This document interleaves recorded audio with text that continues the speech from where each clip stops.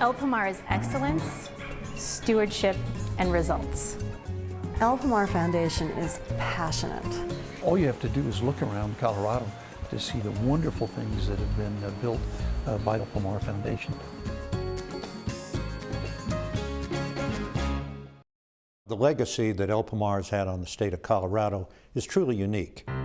Spencer Penrose, like all Penroses, went to Harvard.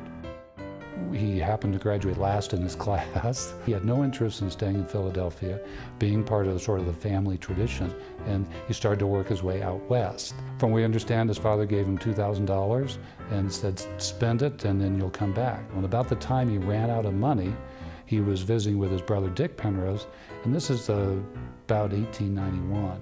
And his brother said, by the way, Charlie Tutt, your friend from childhood, is living in Colorado Springs, and mining has just been discovered in a place called Cripple Creek, and you might want to go up and visit him. And he literally took the last money he had and sunk it into a mining operation in southern Colorado. He was a person who never took no for an answer.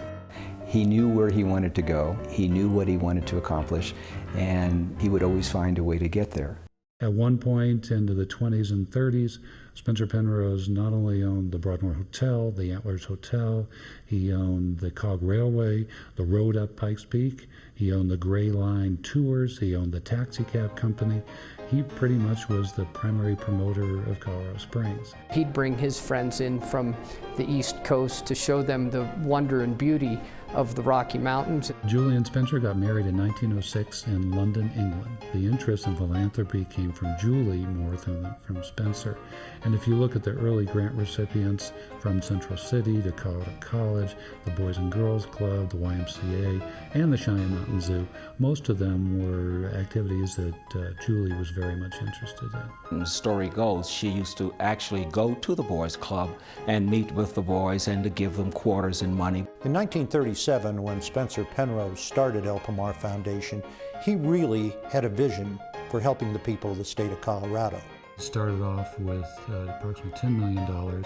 Today, the assets are almost $490 million, and our total grants and programs amount to $470 million.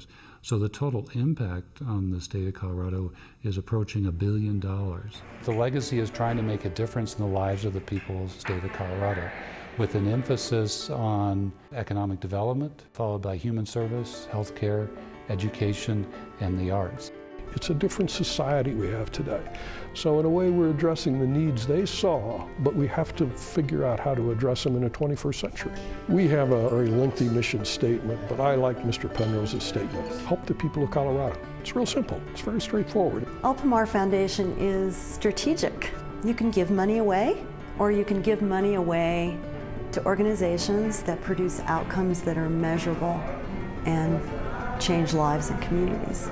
They have supported us numerous times, and they have supported us program-wise, operationally-wise, and the latest thing they did was a capital campaign that we had for a new heating and air conditioning, and they came up big for us, and they were so helpful in getting that renovation done. El Pomar really understands that an organization needs to provide services as well as the concrete. They're a strong part of our success as well. It's those partnerships that are so critical. We've also put an emphasis on leadership, particularly using our fellowship program over the last 22 years. I always knew I wanted to come back and run the Boys and Girls Club that I grew up in myself, but if I had skipped the step of being an El Pomar Fellow, I just can't imagine being successful, because they teach you all of the skills that you need to know to be effective. And I thought I was going to learn about nonprofit management and grant making.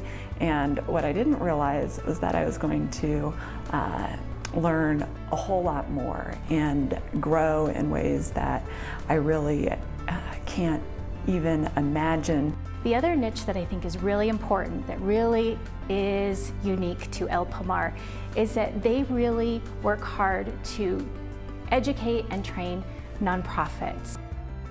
It sounds so weird to say this about a leadership program, but it was revelatory.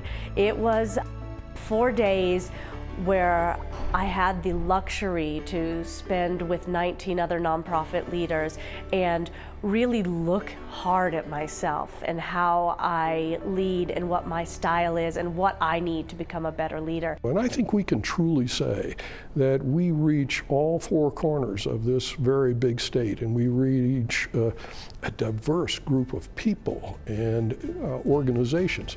Each community has a different personality, and the folks that live out there really can do the best job of knowing what the needs are.